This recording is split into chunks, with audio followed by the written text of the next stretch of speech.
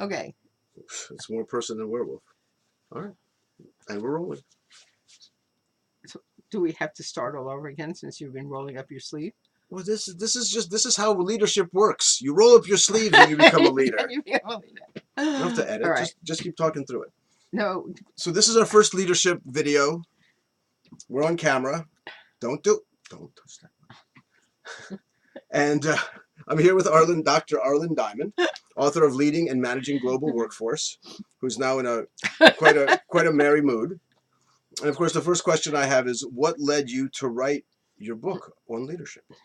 There's several factors. One, well, no, I'm talking to you. Okay, What? You're talking to that. I'd rather talk to you. Oh, that's fine. One was I work with a lot of budding leaders and I work with a lot of senior leaders. And a lot of what I've learned from the senior leaders, I thought to the best of my ability, I would pass on to those people that are fairly new. I'm here in Silicon Valley, which means there are lots and lots of new leaders, people who have huge technical expertise, but really have not had management or leadership training or skills or experience.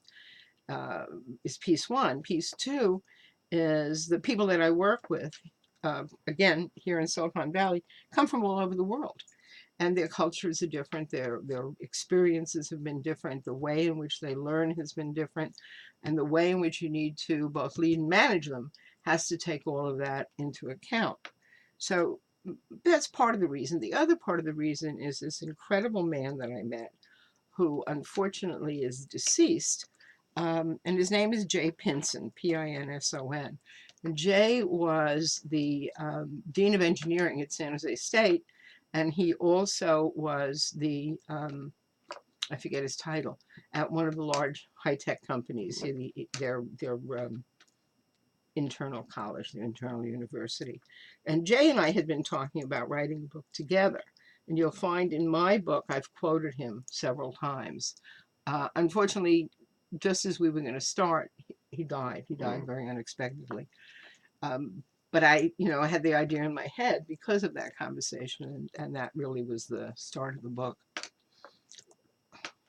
So when Jay passed away, how were you able to move forward writing about leadership without his kind of active input? So I have been publishing a newsletter for well over 10 years. I have a regular column in the outsourcing magazine that's published out of Malaysia. I had a column years ago in the San Jose Silicon Valley Business Journal. And so I had an amalgam of articles that I'd written on the subject of leadership, which gave that plus the conversations I'd had with Jay gave me a starting place. Okay. And so you put the articles together and then kind of wrote the connecting. Not that quite. I wish it were that easy. Yeah, not quite. But I use the articles as you would somebody else's articles for reference. Okay. But they stimulated the ideas. My style of writing is to gather a lot of information and to let it sift through my brain for several days. Okay. And then I get a starting place and I go. And fortunately, I have a lovely editor who takes my stuff and creates. What he does is he creates the transitions and he tells me where things are missing and things of that nature. And so Bernie had been the senior editor for the Business Journal for years. So he's just a wonderful editor for me. So Bernie edited this book, and he's currently editing the next book that's coming out. So you were talking about having young leaders learn what some of the, let's say, insights or experience have taught some of the more seasoned leaders.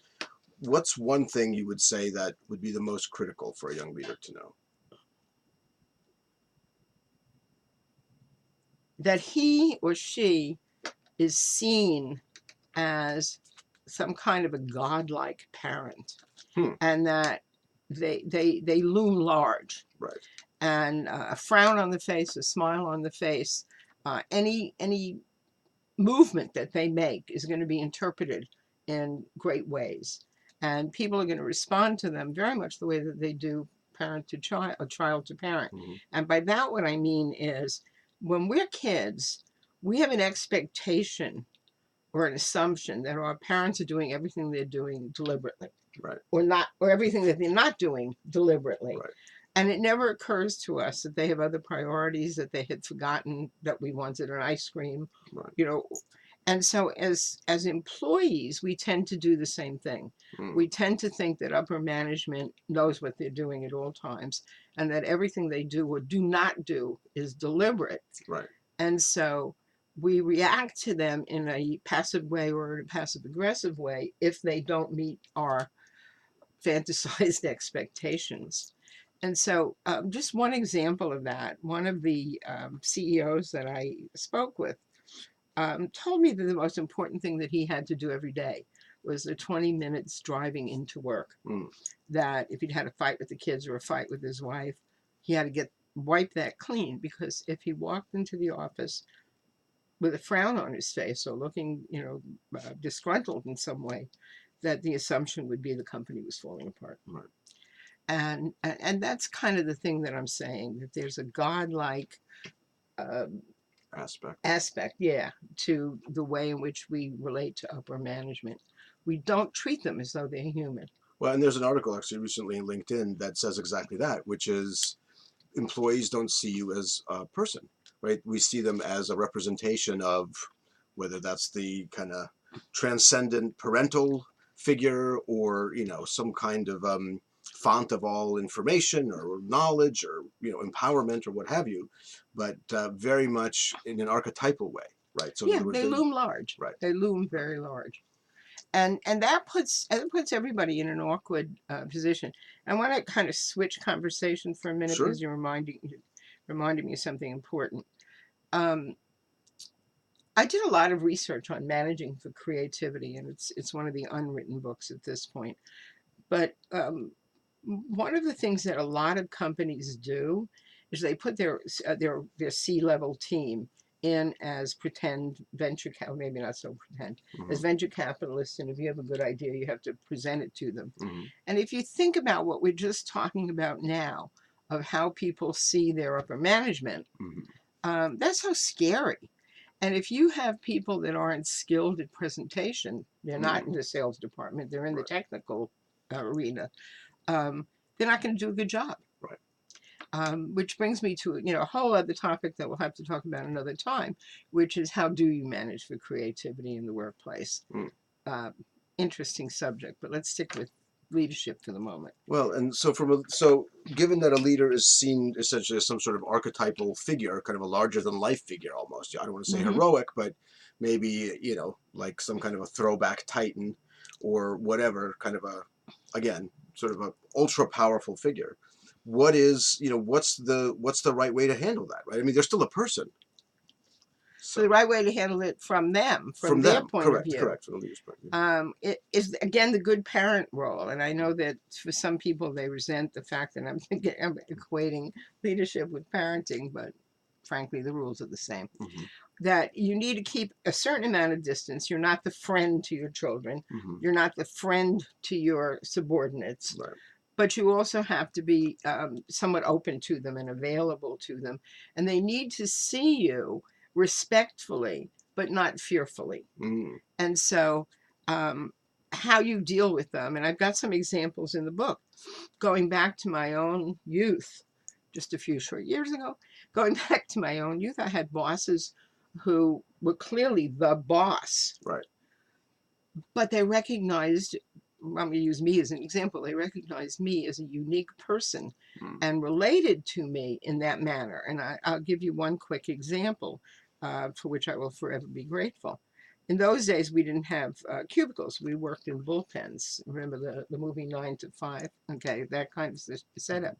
And I enjoyed my job, and I enjoyed the people with whom I was working. And so tend to be somewhat of a workaholic. I like to work. And so I was often there after hours, and I was often there on a Saturday. But 2 days a week, I had to leave on time because I was taking classes across the city. And our CEO saw me rushing to the elevator one day, and he stopped me and he said, where are you running off to? You're usually not somebody running off the minute the bell rings. And I explained, and he said, my chauffeur, isn't doing anything right now because I'm not going to be leaving for a couple hours. Why don't I have my chauffeur drive you to school, and then you don't have to be in that kind of a mad rush? Mhm. So with that time on, I went in a limousine Mhm. to school 2 nights a week. It was a minor thing from his point of view, a minor cost, I should say, to him. But to me, it was such an incredible, thoughtful gift. Right. And because of that, that man had my undying loyalty. And I'm sure I was not the only one that got those kinds of personal um, little is a poor choice of words there, but personal favors. Um, and it was really important, I think, um, for all of us to have the sense that we were seen as individuals. And I think that's one of the most important thing a leader can give its people. Um, as I say that, I'm reminded of the book about In-N-Out Burger, the burger chain. Hmm. And the first half of the book's worth reading. The second half's not so worth it. But the first half of the book, they talk about how they built the stores. Hmm. And one of the comments early in the book is from Mrs. Snyder, the wife Hmm. of the owner, or co-owner. And she said there was a time when she no longer knew everybody by name, Hmm. and that bothered her. Right. We've become so hugely, enormously big that it's really, really hard to know the people that are working for you individually. So, as a leader, you have to go out of your way to find ways of doing that. Right. Now, obviously, if you got a $20,000 people employee, it's going to be hard. But some of the things that some of the better leaders do is they will have a dozen people to a coffee, or to a lunch, or to something, and they just randomly go through the company over time, just having not a huge group, but Hmm. a small enough group where you can have a conversation. And even if that conversation is only a half hour in length, people feel touched by it. Right. So it's a combination of recognizing that every expression on your face matters, um, trying to be as human as possible without trying to be the friend, um, and finding ways, as difficult as it may be, to have some kind of a personal touch with the people that you manage, even many levels below you. Right. I actually think that's a really good place to leave it for the first time. Kind of giving the leaders a message that, however kind of inhumanly they may be viewed, that at the end of the day, it's up to them to reinfuse humanity into the interaction between them and their employees, and really into the company, right? Yeah, And that's how it'll be a humane place to work. yeah, they're a powerful force. And just to end it by saying that, consciously or not, they are the ones that are creating the culture, and Right. they are the ones responsible for making sure that it's maintained. I think that's well said. Thank you. Very good. Thank you.